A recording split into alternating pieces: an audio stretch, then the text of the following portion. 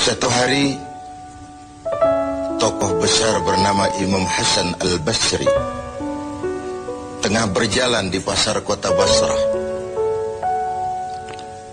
Datang seseorang lalu bertanya kepada beliau, "Ya Aba Ishaq," wahai Abu Ishaq, panggilan buat Imam Hasan Al-Basri. Katanya dalam Quran itu, "Ud'uni astajib lakum." Berdoalah kepadaku, aku akan jawab doamu. Mintalah kepadaku, aku akan penuhi permintaanmu. Begitu janji Allah dalam Quran. Lah kami ini, kata si orang tadi, sudah lama berdoa kepada Allah. Sudah banyak kali kami memohon kepadanya. Wah, kok sampai sekarang doa kami nggak dijawab-jawab, nggak pernah dikabulkan. Ini bagaimana? Katanya berdoa, aku kabulkan. Sudah lama kami berdoa. Kenapa nggak pernah dikabul-kabulkan? Apa doa kami salah pasang? Apa Tuhan pas kebetulan nggak dengar? Atau bagaimana ini?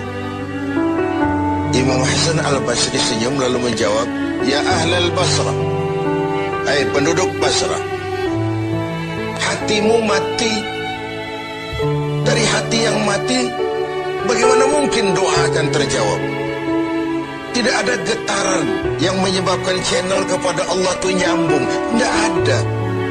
Dari hati yang mati, doa tidak mengeluarkan getaran untuk sampai kepada aras. Hatimu mati, maka doamu tidak dikabulkan."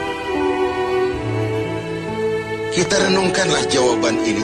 Sederhana, doa tidak didengar Tuhan, permohonan tidak dikabulkan olehnya. Tapi kalau kita mau menukik kepada renungan yang lebih jauh, kemalangan apa yang lebih besar selain daripada kalau Allah sudah berpaling kepada kita dalam hidup ini?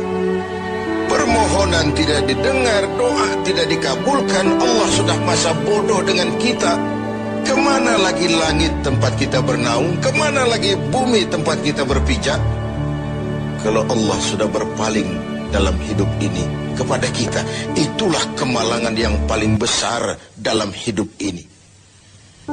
Sementara kita berleha-leha, menurut kita kemalangan itu kehilangan jabatan, kemalangan itu kehilangan harta benda, kemalangan itu adalah kehilangan orang yang kita sayangi.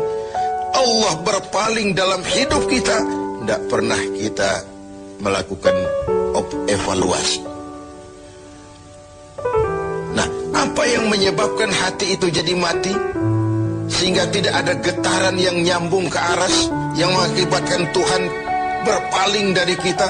Doa tidak lagi didengar, permohonan tidak lagi dikabulkan. Ada beberapa hal yang menyebabkan hati jadi mati, sehingga doa tidak terangkat. Imam Hasan Al-Basri menjelaskan beberapa faktor yang menyebabkan hati menjadi mati.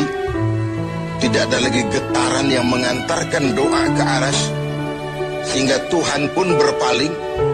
Yang pertama, kata beliau, "Araftumullaha wa lam tu'tuhu haqqah."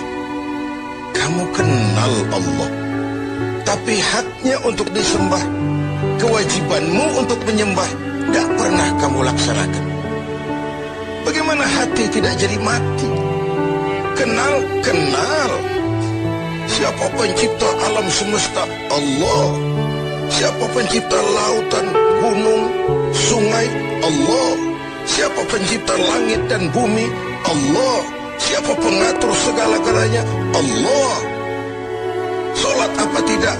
Tergantung kebutuhan.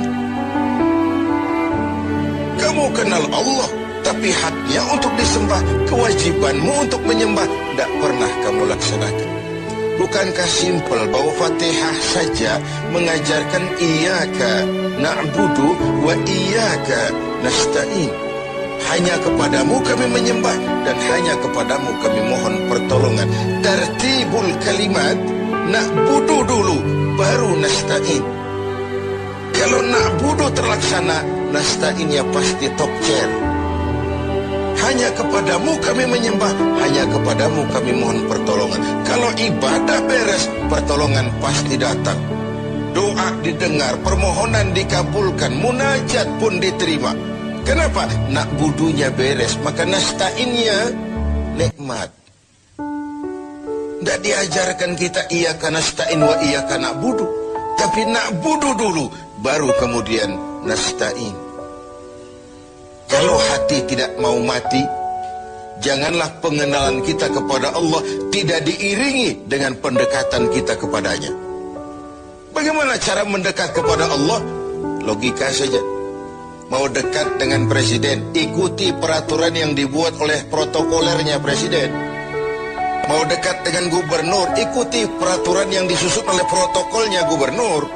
Tidak bisa mau dekat dengan gubernur bikin peraturan sendiri. Mau dekat dengan Allah bikin metode sendiri. Dengan jalan ngelamun, duduk madep ngidul, bengong 4-5 jam, lalu mau dekat dengan Allah. Mau dekat dengan Allah, ikuti cara yang sudah diatur oleh Allah melalui utusan-utusannya. Bukan dengan cara membuat sesuatu sendiri. Ini yang pertama. Lalu yang kedua, yang menyebabkan hati jadi mati, qara'tumul Qur'an walam ta'malu bih. Kamu baca Al-Quran, kamu dengungkan Al-Quran, kamu sanjung Al-Quran, walam ta'malu bih, tapi isinya, ajarannya tidak pernah kamu laksanakan. Isinya, ajarannya sering malah diinjak-injak. Bukankah kita hidup di satu zaman di mana tuntunan sudah menjadi tontonan, dan tontonan sering dianggap sebagai tuntunan? Bukankah kita hidup di satu masa di mana orang yang jujur dikhianati dan pengkhianat malah diberikan amanah? Bukankah zaman ini sudah terjadi pergeseran nilai yang sedemikian rupa? Kita baca Al-Quran, kita musabakohkan pula bacaannya, tapi isinya, ajarannya tidak pernah kita laksanakan. Bahkan nyaris sering kita injak-injak. Hati jadi mati. Sama dengan kalau kita dikirimi surat oleh seseorang yang sangat kita kagumi. Kita baca surat itu siang malam. Kita ceritakan kepada orang, saya dikirimi surat oleh orang yang sangat saya kagumi. Tapi perintah yang ada dalam surat itu tidak pernah kita laksanakan. Saya percaya betul yang kirim surat mesti marah. Kau baca itu penting supaya kau ngerti apa isinya, tapi setelah kau ngerti, mbok ya laksanakan. Begitu Al-Quran diturunkan kepada kita, kamu baca Al-Quran, tapi isinya tidak pernah kamu amalkan. Bagaimana hati tidak akan menjadi mati karenanya? Pemirsa TV 7 yang berbahagia, yang ketiga penyebab hati itu menjadi mati, akaltum ni'mata rabbikum walam tashkurulah. Kamu makan nikmat Tuhanmu, tidak pernah kamu bersyukur kepadanya. Ikan Tuhan di laut itu tiap hari diciduki, tapi Tuhannya diabaikan. Tidak pernah sesaat pun dalam hidup ini nikmat Allah pernah berhenti. Sejak kita bangun tidur sampai kita tidur kembali, bahkan tidur itu sendiri. Dari sekian nikmat yang kita tidak akan pernah sanggup menghitungnya, Tuhan cuma minta syukuri nikmat itu. Kalau kau syukuri, aku tambah. Kalau kau ingkar, azabku itu pedih. Tiap hari kau makan nikmat Tuhanmu, akaltum ni'mata rabbikum. Kau makan nikmat dari Tuhanmu, walam tashkurulah, tapi kepadanya kamu tidak pernah bersyukur. Baik syukur dalam bentuk ucapan, lebih-lebih syukur dalam bentuk perbuatan. Karena kalau syukur ucapan semua bisa. Alhamdulillah, terima kasih Tuhan, puji syukur, terima kasih Tuhan. Tapi perbuatannya sering tidak sinkron dengan ucapannya.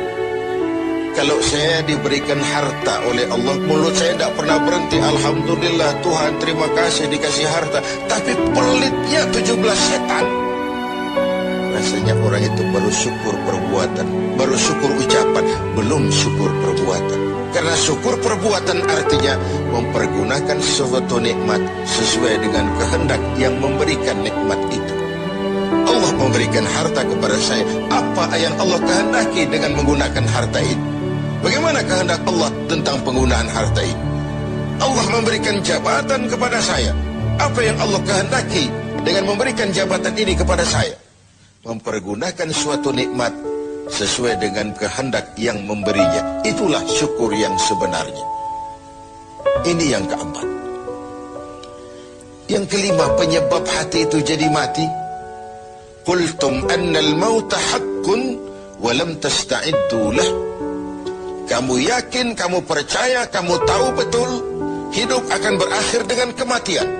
Namun kau tidak pernah mempersiapkan diri untuk itu. Baik menghadapi kematian maupun menghadapi yang lebih penting sesudah kematian. Karena mati pada dasarnya sebuah peralihan dari sebuah tahap kehidupan kepada tahap kehidupan yang berikutnya, bukan akhir. Bahkan saya lebih cenderung mengatakan mati adalah istilah yang digunakan bagi orang yang sedang hidup. Sipulan mati itu kan kata yang hidup, yang mengalami sedang pindah ke alam lain. Jadi tidak ada alasan hidup sulit bener, mending mati habis urusan. Tidak selesai sampai di situ, tidak selesai urusannya. Hidup terus berlanjut di alam barzakh, terus berlanjut di alam mahsyar. Ini satu perjalanan panjang. Seperti kita akan berangkat keluar kota yang jauh, tentu kita harus menyiapkan bekal. Semakin jauh perjalanan, semakin banyak bekal yang kita bawa. Kalau Anda akan berangkat jauh, tidak bawa bekal berangkat juga, itu kan nekat sama namanya. Sampai ke tujuan belum tentu, sengsara di jalan sudah pasti.